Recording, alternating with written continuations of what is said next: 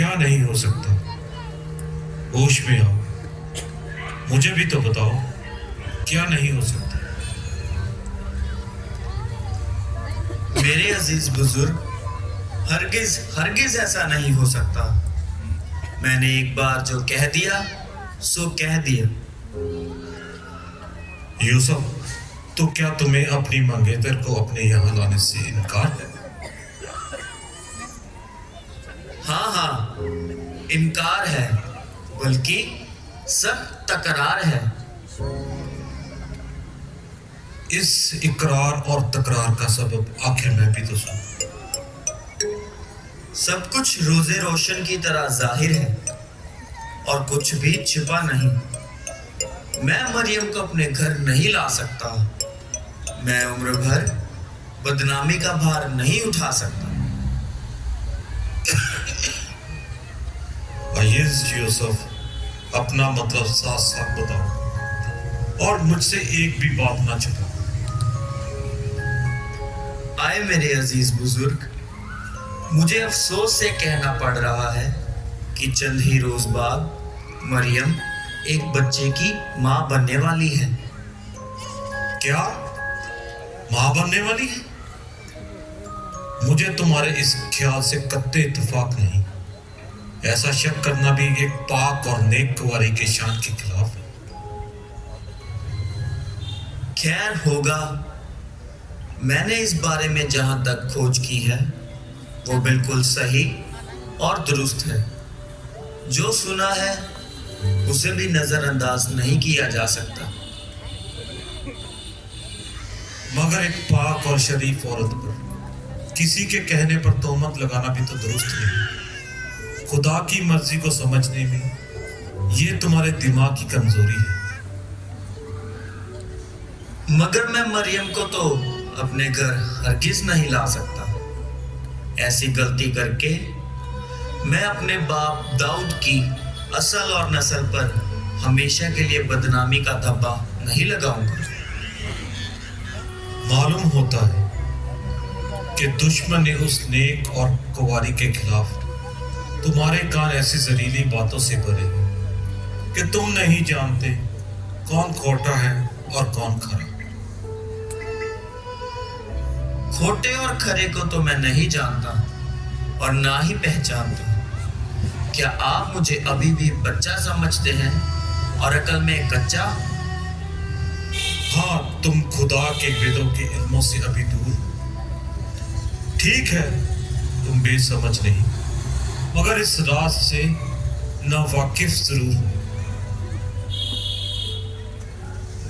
मैं आपकी इस अगवाई का शुक्रगुजार हूं, मगर आपके कहने पर अमल करने में मजबूर और लाचार हूं।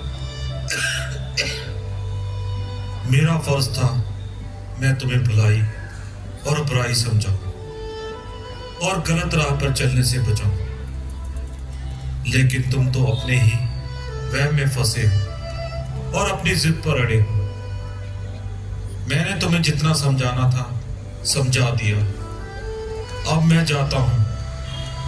अब तो खुदा ही तुम्हें समझाएगा। जब से मैंने ये बातें सुनी है मेरा तो दिमाग ही चकरा गया है।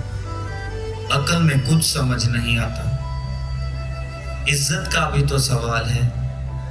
दुनिया वाले क्या कहेंगे?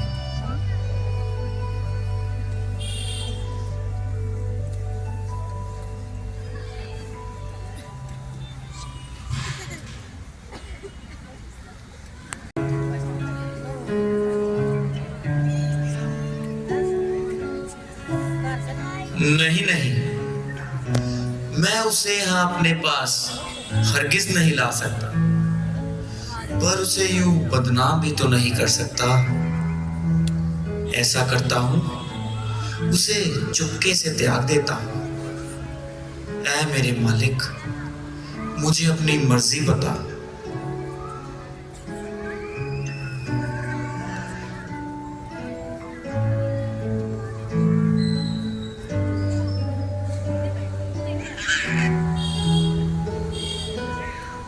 हे यूसुफ इब्ने दाऊद, अपनी पत्नी मरियम को अपने यहाँ लाने से मत डर, क्योंकि जो उसके पेट में है वो रूहुल कुद्दूस से है।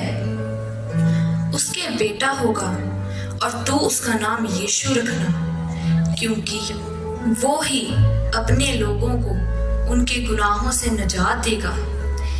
ये सब इसीलिए हुआ कि जो खुदावंद ने नबी के द्वारा कहा था वो पूरा हो कि देखो, एक कुंवारी हावला होगी और बेटा जनेगी और उसका नाम इमैनुएल रखना।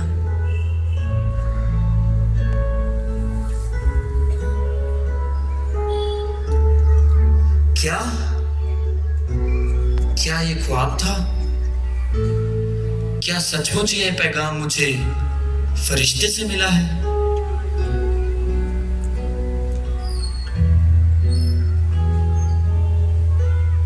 आए मेरे मुबारक खुदा, तेरी हम्द हो, तेरी जय हो। तू ही दिल की परेशानी को दूर कर सकता है और तू ही पूरी तसल्ली देता है।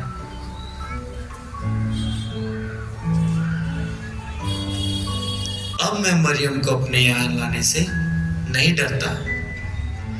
बेशक वो एक नेक चलन और पाक दामन औरत है। आए खुदावंद, अब मैं समझ गया हूँ कि यह तेरी ही ओर से है और इसमें तेरी ही मर्जी है।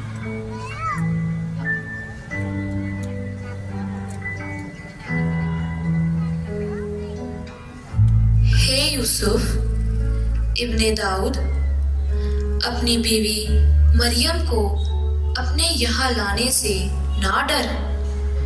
रूहुल कुद्दूस की कुदरत से उसके बेटा होगा और तू उसका नाम यीशु रखना। यीशु, ये कैसा अजीब नाम है? लोगों को नजात देने वाला, गुनाहगारों को बचाने वाला, दुनिया की नजात का बानी, और मेरे घर में? मैं इस लायक ना था। खुदावन तेरा शुक्र है जो तूने अपना फजल इस नाचीज पर जाहिर किया है, वरना मैं तो तेरे पाक रूह का गुनहगार हो चला था। मैं किस कदर खतरनाक कदम उठाने वाला था और मरियम को चुपके से छोड़ देने वाला था। अब मैं हरगिज ऐसा कदम नहीं उठाऊंगा। मैं आज ही मरियम के पास जाऊंगा और उसे घर ले आऊंगा।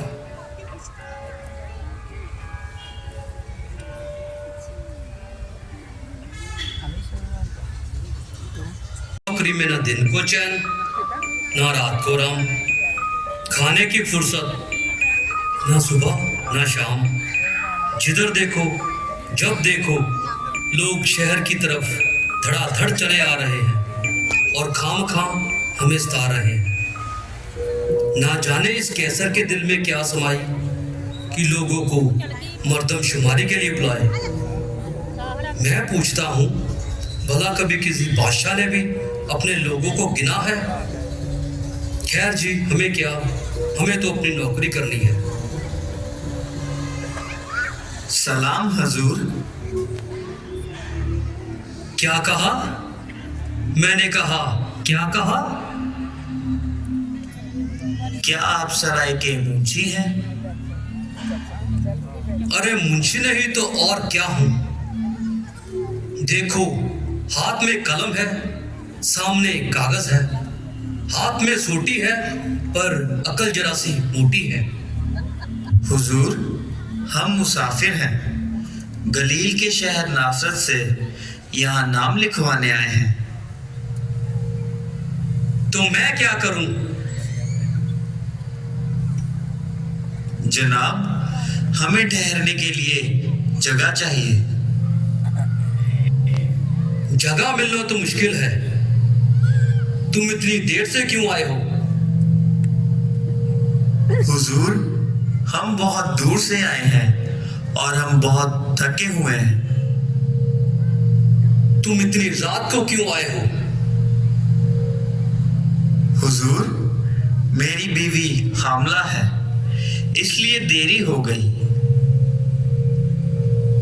तो इसमें मेरा क्या कसूर है? हुजूर, हमारी मदद कीजिए। मैं क्या तुम्हारा नौकर हूं जो आधी रात को लोगों को जगाता फिरूं? हुजूर, देखो मेरी बीवी की हालत ठीक नहीं है, हम पर रहम कीजिए।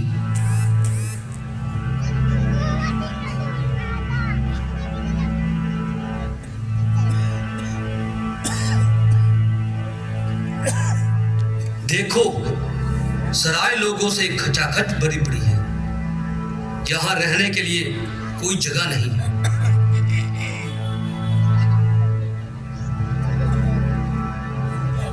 हाँ, पर नजदीक एक अस्तबल है, वहां आपके रहने के लिए जगह बन सकती है और आप आराम भी कर सकते हैं। बहुत बहुत शुक्रिया हुजूर। आओ मरियम।